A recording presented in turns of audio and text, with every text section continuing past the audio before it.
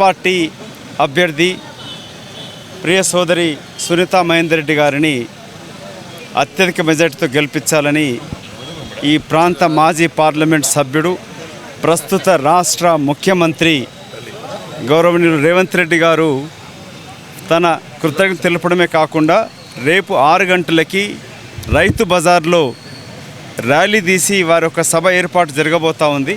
వారు ఇక్కడికి వచ్చి ప్రసంగిస్తారు. మీ అందరి మీడియా మిత్రుల ద్వారా కోరుకునేది అత్యధిక సంఖ్యలో రేపు వచ్చి ప్రజా పరిపాలన కొనసాగిస్తూ రాక్షస పాలన అంతమొందించి ఇచ్చిన ప్రతి హామీని నెరవేరుస్తూ ముందుకు కదులుతూ ఉన్న రేవంత్ రెడ్డి గారిని దీవించండి. సోదరి సునీతా మహేందర్ రెడ్డి గారిని అత్యధిక మెజార్టీతో గెలిపించాలని కోరుకుంటూ రేపు వారు ఎంపీగా ఎన్నికైన వెంటనే కేంద్రంలో INDA కూటమి ప్రభుత్వం ఏర్పడబోతుంది.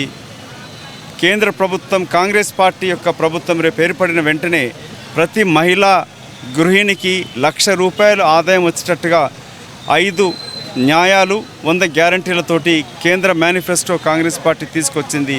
అది అమలు చేయాలన్నా ఎల్బీనగర్ ప్రాంత కష్టాలు తీరాలన్నా సోదరి సునీతా గారిని ఎంపీ గెలిపించాలని వేడుకుంటా ఉన్నాం.